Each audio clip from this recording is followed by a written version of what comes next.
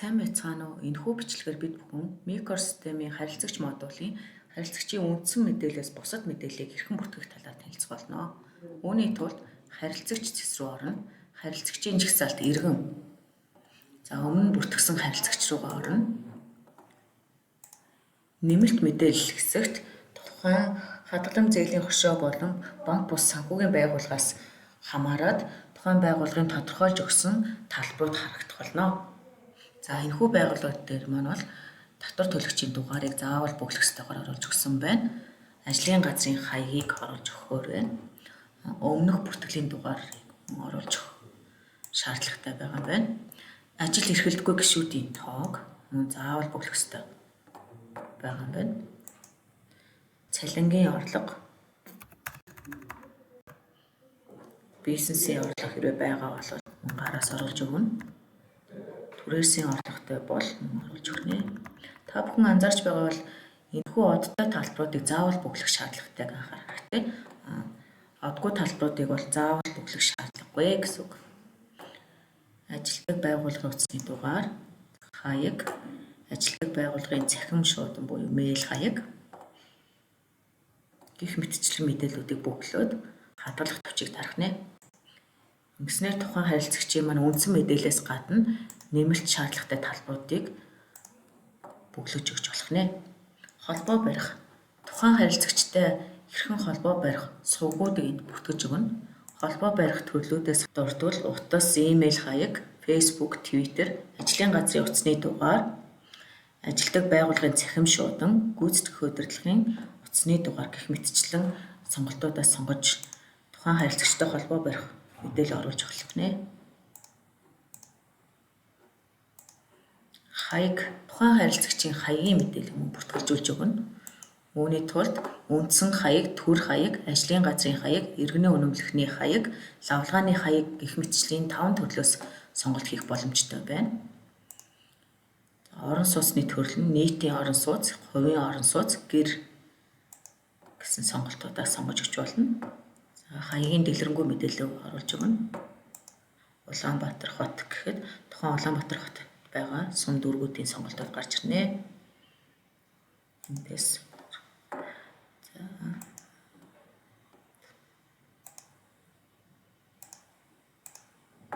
мөн та бүхэн zip кодыг оруулж өгөх боломжтой байгаа. Хэрвээ 3 хүүхэд хаяг байгаа бол 3 хүүхэд хаягийг энд оруулж өгнө. Мөн дэлгэрэнгүй хаягаас гадна map дээр тухайн харилцагчийнхаа хаягийн мэдээллийг оруулж өгч болно. Map дээр сонголтоо хийн, үргэлжлүүлэх товчтой арснаар тухайн хаягийн координат нь уртраг өрөөрөөр гарч ирж байгаа. Тухайн харилцагчийн хаягийг бүртгэж өгнө. Нууцлал. Тухайн харилцагчийг таньж мэдэх зорилгоор урьдчилан бэлтгэсэн асуултуудаас асууж хариултыг оруулах болон тухайн харилцагчаас асуултаа асуусан асуулт болон хариултыг гараар бичиж өгөх боломжтой байгаа. Бичиг баримт. Тухайн харилцагчтай холбоотой баримт бичгүүдийг файлаар оруулж өгч болно.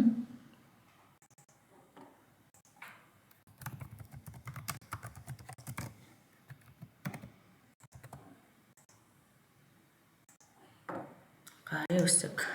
Харилцагчийн баталгаат гарын үсгийг оруулж өгнө. Зургаар апплод хийж оруулж өгнө. Тайлбарыг оруулж өгнө. Мөн гарын үсгийн төвшнгөөсөө сонголт хийх шаардлагатай. Хамаарал хэсэгт тухайн харилцагчийн гэр бүл болон найз нөхөд хамаатан садан бүртгэлжүүлж өгнө. Үүний тулд тухайн хамаарлаар сонгох гэж байгаа хүнийг урьдчилан уг системдээ бүртгэсэн байх шаардлагатайг анхаарна. Хамаарал эхэлсэн өгнөг тухайн бүртгэл хийж буй өгнөгөөр сонгоход болно. Энэхүү хамаарлыг бүртгэснээр хамаарал бүхий этгээд дээр бүртгэж буй харилцагчийн мөн хамаарал хэсэгт нь энэ бүртгэл давхар хийгдэж байгааг анхаарна. Энэ бүртгэлээс хамаарат санхүүгийн зохицуулах хорооны хамааралтай этгээдийн тайлан мэдээ гардаг учраас үнэн зөв бөглөх шаардлагатайг анхаарна. Тэмдэглэл. Та бүхэн бусад ажилтнуудаа уг харилцагчийг анхааруулах, сануулгах зорилгоор тэмдэглэл хөтлөх боломжтой байгаа.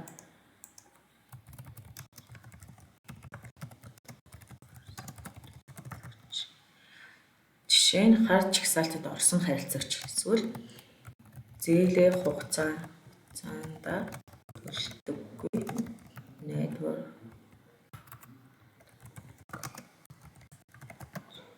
гэх мэтчлэн анхааруулгыг бүртгэж өгөх боломжтой байгаа. Ингэснээр та бүхэн өөр салбарын харилцагч тухайн харилцагчийг мэдээллийг дуудаа харахад тухайн харилцагчтай бүртгэгдсэн бүх анхааруулгууд энэ мэтчлэн харагдах болно.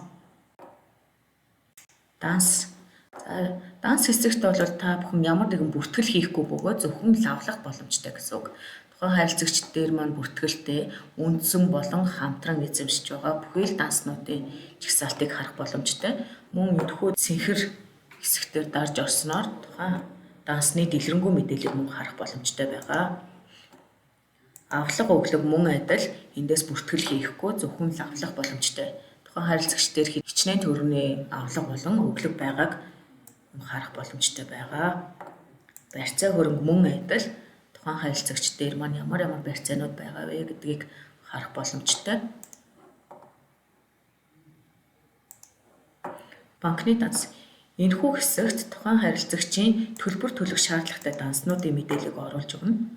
Ингэснээр тухайн байгууллагаас хамаарат данснаас зөвхөн зээл төлөлтийг хийх шаардлагатай гэсэн чекийг чексэн тохиолдолд энэ бүртгэсэн данснуудаас зөвхөн зээл төлөлт хийгднэ гэсэн үг. Хэрэв банкны данс ашиглана гэсэн чекийг тухайн байгууллага хийсэн тохиолдолд энэ хэсгийг ашиглана гэж ойлгож болно. Зээлийн мэдээллийн сангийн лавлгааны түүх. Хэсгээс тухайн харилцагч дээр хичнээн лавлгаа авсан жигсаалтыг харах боломжтой. Өөрчлөлтийн түүх хэсгээс та бүхэн тухайн харилцагч дээр ямар өөрчлөлтүүд хийгдсэнийг харах боломжтой байгаа.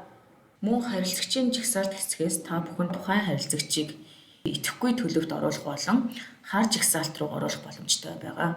Үүний тулд эдгээр хоёр товчийг сонгох нь байна. За идэвхгүй товчийг дарснаар та идэвхгүй болгохтой итгэлтэй байна уу гэдэг. Тийм товчийг дарснаар тухайн харилцагч дээр хэрэв нээлттэй болон идэвхтэй данс болон баталгаажсан төлөвтэй барьцаа өрөнгүүд байгаа бол уг үйлдэл хийгдэхгүй байгаа. Иймд та бүхэн эхлээд тухайн харилцагчийг идэвхгүй юм уу хар жигсаалт руу шилжүүлэхийн тулд нээлттэй дансуудыг хаах, төлөвийг солих, баталгаажсан барьцаа өрөнгүүдийг барьцаанаас чөлөөлөх үйлдэлийг хийсний дараагаар эдгээр үйлдэлүүдийг хийхийг анхаарна. Анхаарал хандуулсанд баярлалаа.